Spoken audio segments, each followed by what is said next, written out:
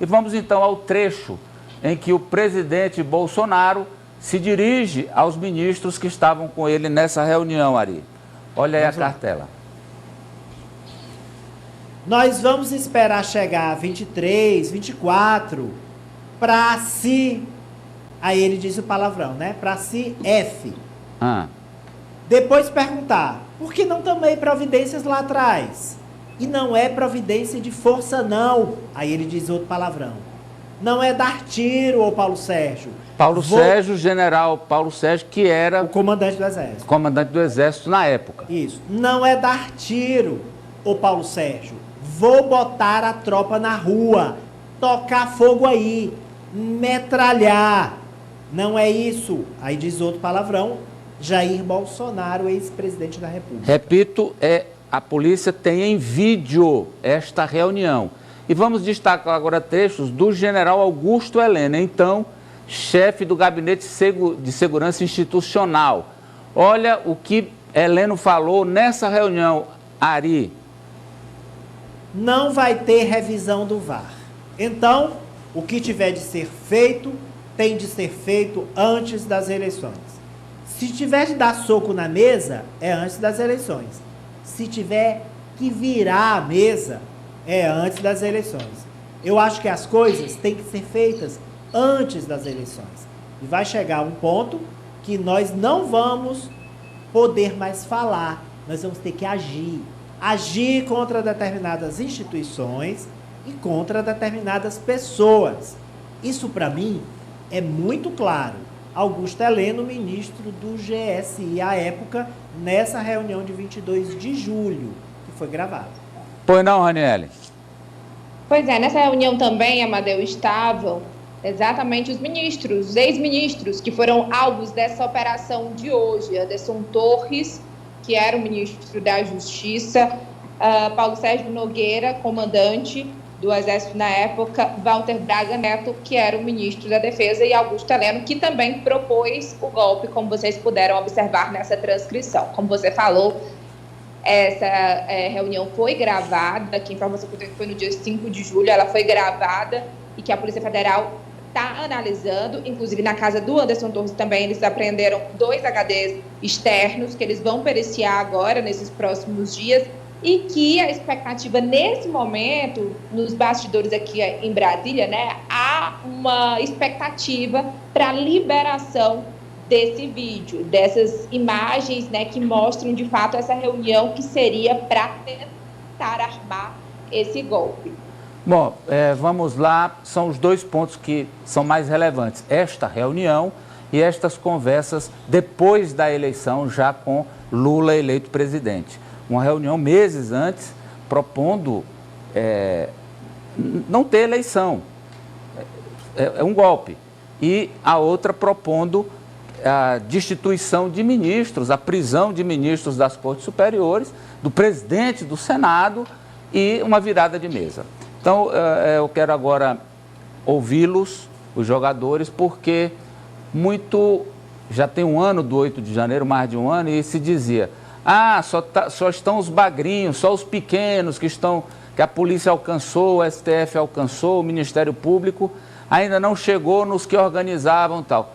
Imagino eu que é porque a polícia estava coletando, juntando essas provas, Ari. Amadeu, tinha de chegar. Foi com atraso, porque há mais de um ano que aconteceu e diante de uma tentativa de solapar a democracia no Brasil, nós que somos democratas, a gente quer uma resposta rápida, mas tudo a seu tempo. Agora, o que é preciso que você entenda? A gente não está falando mais de uma massa de manobra vandalizando as sedes dos 3 poderes. A gente está falando de uma organização criminosa formada por generais do Exército, formada pelo ex-presidente da República e assessores fascistas, assessores supremacistas, que divididos em 6 núcleos diferentes, com estratégia, com documento elaborado por advogado, dizendo passo a passo como ia ser dado o golpe, desde as justificativas toscas que iam ser feitas até a tomada do poder pelo ex-presidente, é um grupo criminoso que precisa ser punido com rigor. Ele já foi punido politicamente ao ser tornado inelegível, mas ele e os outros precisam ser punidos criminalmente agora, porque são crimes muito graves, e se esse plano engendrado nesses 6 núcleos, que iam desde divulgação de fake news para o tiozinho do WhatsApp reproduzir, até propriamente tentar convencer o exército a colocar os tanques nas ruas, se isso não for feita, essa punição rigorosa, vai ficar um sentimento de frustração muito grande, e é um recado muito perigoso para que futuros golpistas venham a agir. Eu acho que tem que ser punição rigorosa e exemplar a partir dessas provas contundentes. Cíntia. Amadeu, essa é a operação mais importante até agora, referente aos atos golpistas de 8 de janeiro.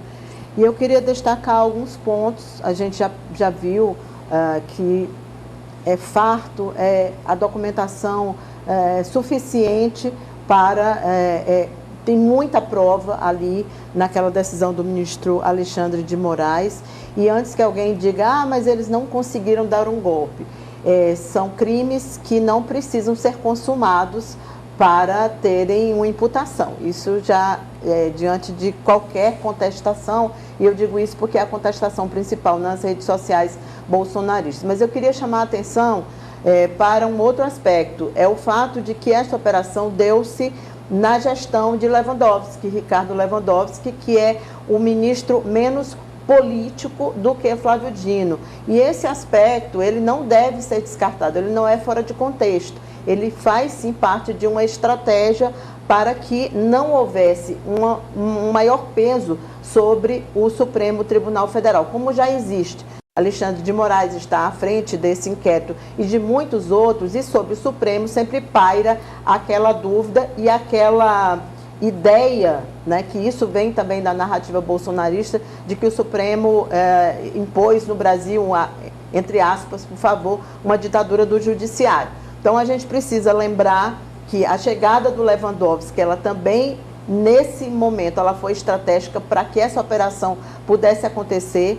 Tem um núcleo político que vem para dentro do 8 de janeiro, é a primeira vez que acontece, porque até então eram os peixes pequenos. Queria destacar também o print de hoje do Ciro Gomes, o ex-ministro Ciro Gomes, que defende a operação. É a primeira vez que eu vejo o Ciro ser tão enfático. Você pode mandar aí para a gente? Eu tenho aqui o print dele. Se tiver aí, pode colocar. Tenho aqui.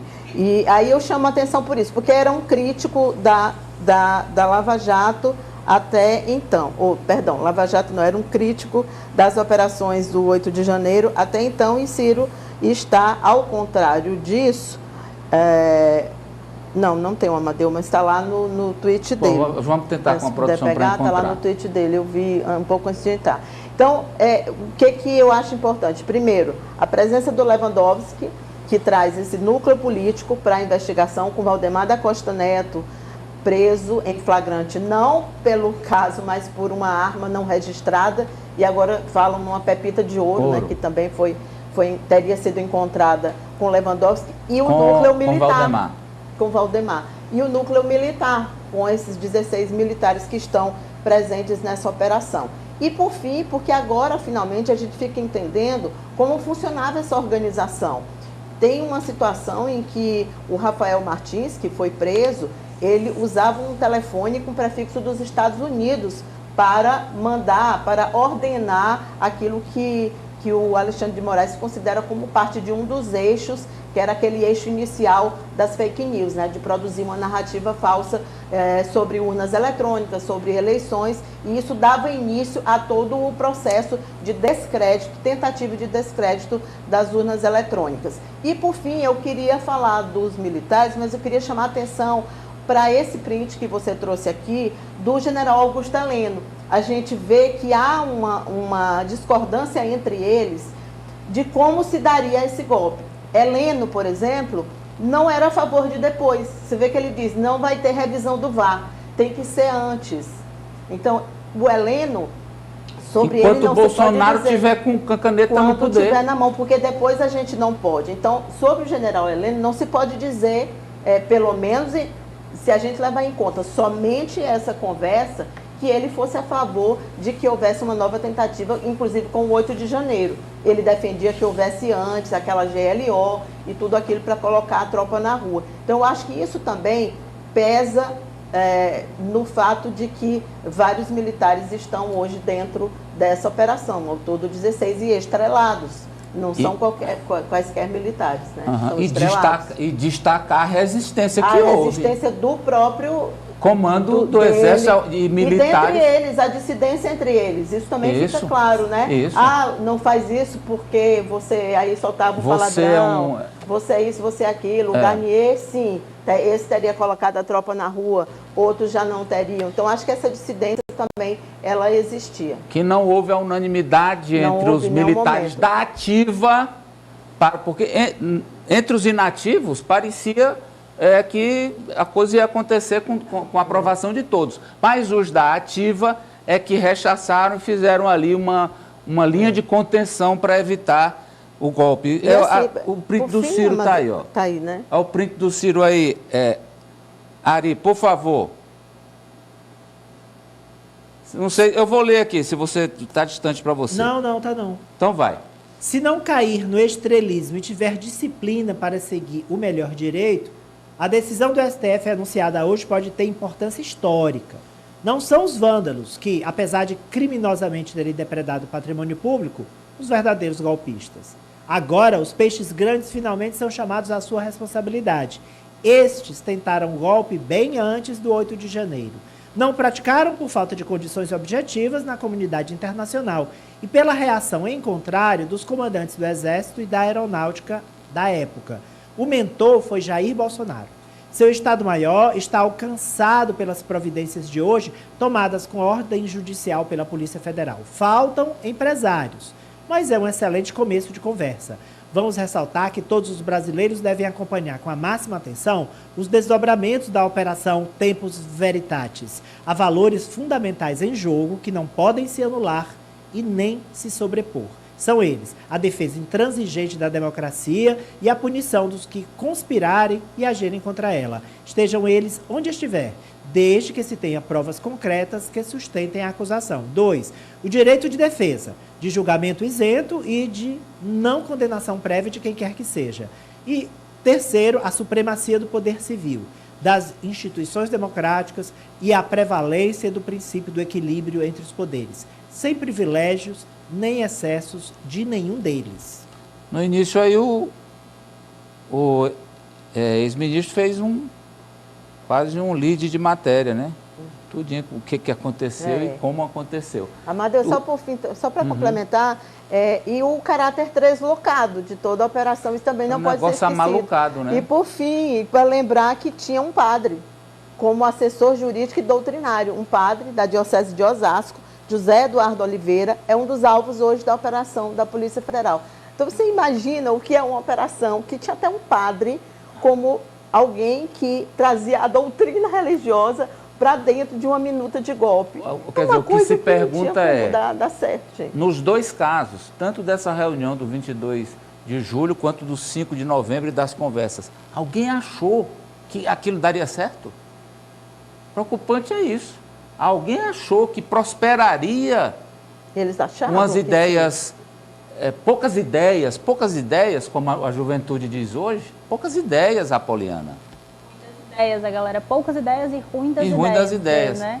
É realmente gente deslocada, como a Cíntia disse, que estava desde o começo dando sinais de que queria tomar o Brasil para si. Além de tomar a presidência da República, queria tomar de conta da vida do brasileiro e conspirou para isso, pelo menos é o que as provas que a Polícia Federal traz à tona revelam. Era um enredo que a gente já tinha ele mais ou menos desenhado e agora a Polícia Federal esmiuça como um presidente da República atuou para se perpetuar no poder, usando a estrutura do Estado, tentando convencer o Estado maior, né, tentando convencer as forças de segurança, o Exército, a embarcar nesta loucura, nessa aventura criminosa. E eu queria também analisar a pergunta que muita gente está se fazendo hoje. Bolsonaro vai acabar sendo preso? Bolsonaro preso. Que implicância, já adentrando aqui também no aspecto político dessa discussão e política eleitoral, né? Não, política, tudo isso é política, mas o aspecto da política eleitoral. Porque hoje a gente tem um eleitorado dividido. A gente trouxe ontem pesquisa aqui no Jogo do Poder que mostra que o percentual ali continua de brasileiros que metade do país está com Lula, metade do país está com Bolsonaro, e diante de tanto ceticismo dos eleitores do ex-presidente, o que aconteceu, está acontecendo hoje, sendo exposto pela Polícia Federal nas investigações, toda essa operação, como ela funcionava, nem isso vai fazer com que esses eleitores abram o olho, é o questionamento que eu me faço. Não sei, sobre a prisão, por mais que se diga que a lei é para todos, não é não. Prender um ex-presidente é um processo diferente de tudo. E mais, prender um ex-presidente que ainda detém uma fatia grande do eleitorado também exige uma série de, vamos dizer, etapas a serem cumpridas. Enquanto não chegar aquele negócio ali do batom na cueca, das provas inquestionáveis e de essa parte da população que você fala, que está com ele, convencida, eu acho que eles não vão fazer. Mas João Carvalho... ataca os núcleos principais, que o político, por exemplo, isso enfraquece. Pois é, o Temer foi preso quando não tinha mais popularidade alguma e nem apoio político, né? Pois não, João Carvalho. Olha, eu acho que, antes de tudo, um momento é de preocupação. É de preocupação. A crise não é uma crise temporária, não é uma crise, vamos dizer assim, que passa por ordenanças do Supremo ou do STJ ou de qualquer órgão judiciário. Vai muito mais além do que isso. É agora que a gente vai realmente medir até que ponto a gente é uma democracia ou a gente é uma república de bananas. A continuação do teste.